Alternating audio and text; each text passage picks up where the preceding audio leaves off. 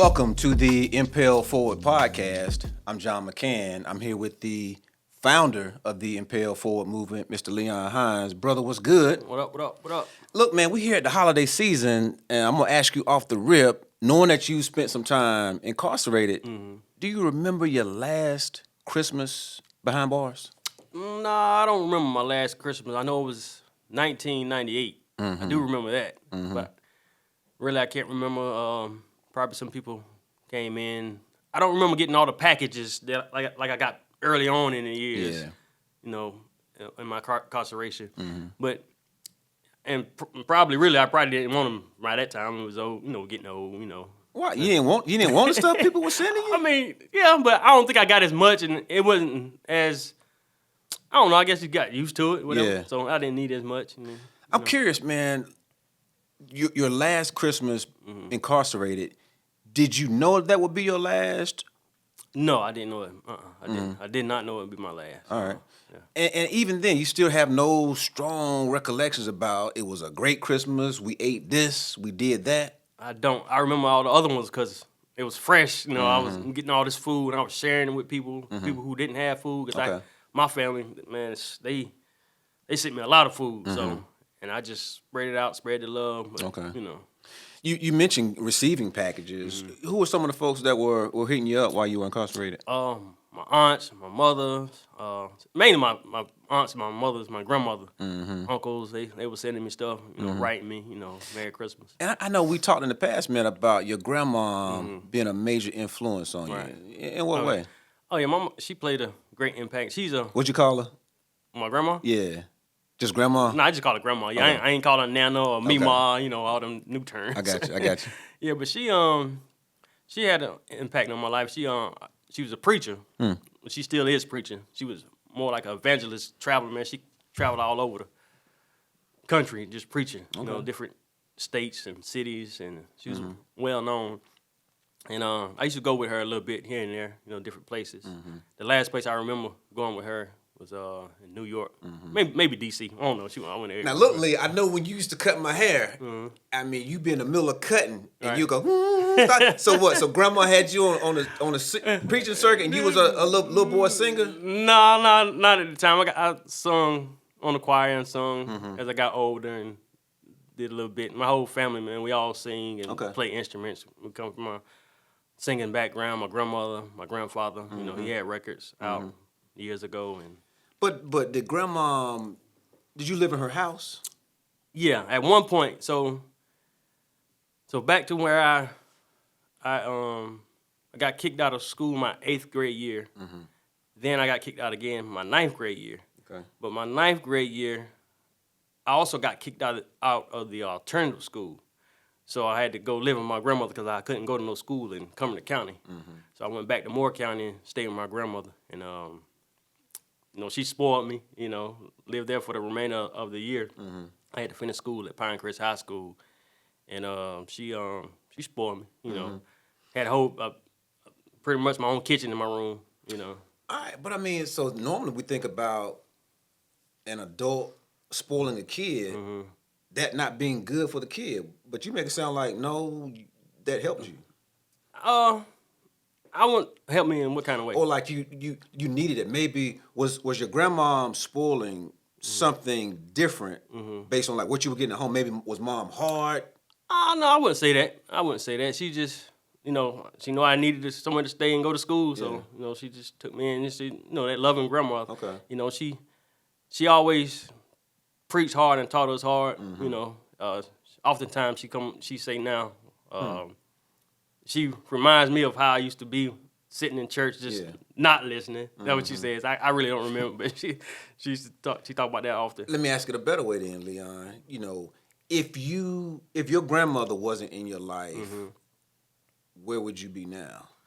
I'm not sure because even now today, I still think of things she used to write me while I was in prison. She wrote me a lot, and she used to always tell me, "Be quick to hear and slow to speak."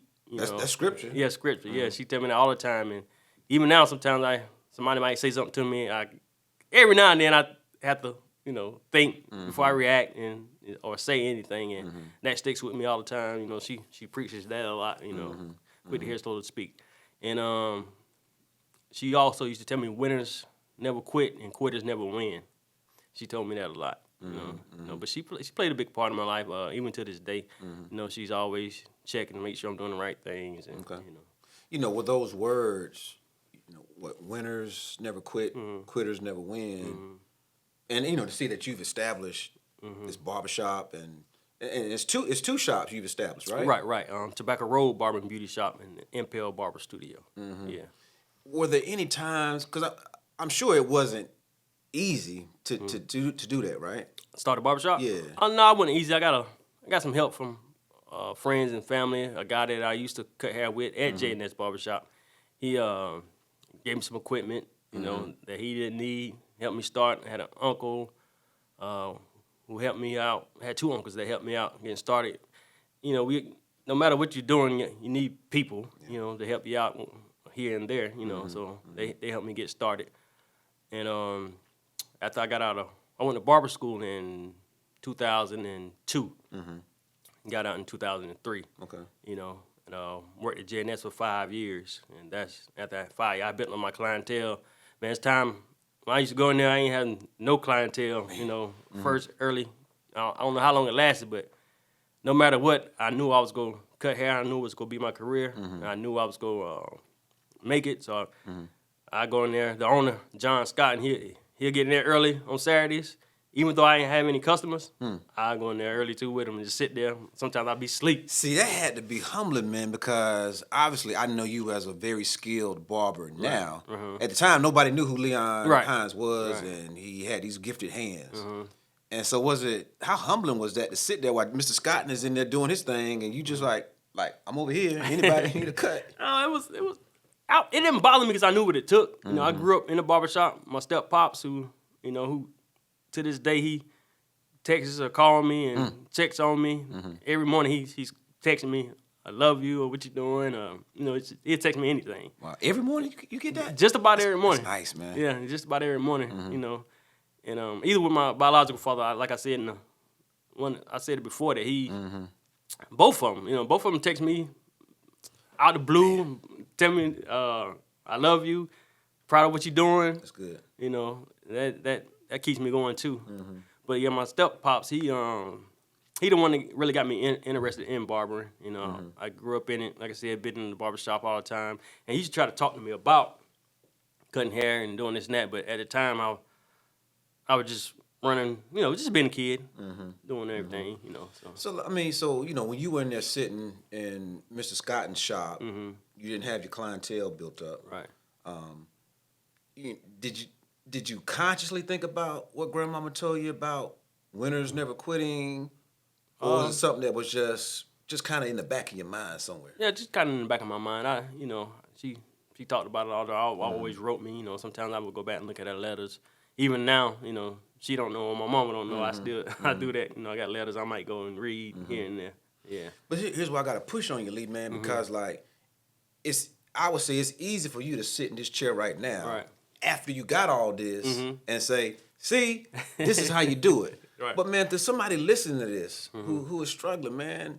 Talk them through, you know, if you're a real winner, you're not gonna quit. Right. Yeah, you're not gonna quit. You gotta keep grinding no matter what people say or what comes your way, what type of obstacles come your way. You gotta keep going. You have to keep going, because at the end of the day, what's my grandma, she has a saying. She also says, I can't think of it. It'll come back to me, but it's like, no matter, people don't care whether you sink or swim, float or drown. That's what she says. People don't care whether you sink or swim, float or drown. You know. Give me some more on that. Break that down for me. Which meaning is, no matter what you're trying to do, if you're trying to go forward, if you don't have them supporters, some people don't care at all. You know, you still got to do what you're gonna do regardless. You know, and you just got to fight and keep going. You know, and like I said, everybody needs help here and there. Ask for help. Reach out. You know, you might not get that support from the people you may want to support from, but somebody will support you.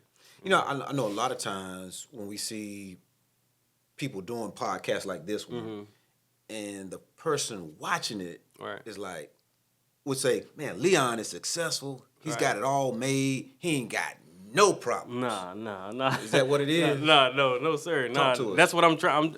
I don't have it all made. That's what I'm trying to do. That's the reason. That's one of the reasons for this podcast. Okay, because again, we hear like, man, he got two. He did time and established 2 businesses. Right. I ain't doing that. Right. Well, it ain't for everybody. Running a business ain't for everybody. But I knew that I had to get out and do what I had to do. You know, it's just sometimes it don't work for everybody. You know, but I just knew it was gonna work for me. But see, that's a good point you made. And don't let me put words in your mouth. But are you saying this podcast isn't solely for those who are trying to start businesses? Oh no. It's just, man, my first thought. So back in I want to say 2009, maybe. I actually I wanted to start a YouTube channel and get into, doing some things with it, but I never did. But as years went on and now up to now, when I started learning more and even about business, even up to now, I'm still learning about business. It wasn't until a couple of years ago when I really started getting things in order like I should have been, but I wasn't taught, so I've been taught. But yeah, I just wanted to do it. I wanted to do this to motivate people. Yeah. It's basically going back to what you said. If he can do it, I can do it. That's my main thing. If he can do this, I can do that. Because like even your handle on Instagram, Low Key Barber. Oh yeah. Tells me. No, I think that might be TikTok. Is it your TikTok handle? Maybe. Okay. Yeah. But like that's you. Yeah. Like you have never been a boastful type cat. No, still humble. Still humble. Yeah, still humble. It's times I might be riding and I just think about where I come from, what I did, where I've been and where I'm going, I be like, man, I can't believe it's like, so like in my barber chair, like over the years I've talked to kids who got in trouble, who was getting in trouble in school. Mother say, talk to him for me or this and that, and I try to talk to him, and I do understand where they're coming from or how the kid is, because I used to be the same one. People try to talk to me, I wasn't listening and doing whatever. I hear, okay, yeah, I hear you. Next thing you know, I'm out doing whatever. Okay. So I do understand that. So that's. Go ahead. But that's another key point. I don't know if we'll put this on the screen or not. But point number 2, it sounds like for those listening, you don't have to be a celebrity to pour into somebody else. No, you don't. Here's Leon at the barbershop, and parents and guardians seek you out. Right. Hey, talk to my kid. Yeah, and that's a big thing for me. And I've been wanting to do this for a long time, but it was a little setback in doing that. But I'm really trying my best to go ahead and get it done now at 46 years old. Man. Yeah. Well, look, you still got some more time to live, God willing, man. Look, before we go, man, what's the holidays? What are they looking like for you, Lee? Big round family. I'm gonna go to church, just hang out, just be around family, have fun. As the years went on, I'm not a big, as far as Christmas guy. Like, I'm trying to embrace it because I hate to see people stressing on spending a lot of money that really don't have it, feeling guilty about what they can't get for somebody. I just like the being around family aspect of it. That's what I really like. Is it too late for me to get my Christmas list to you?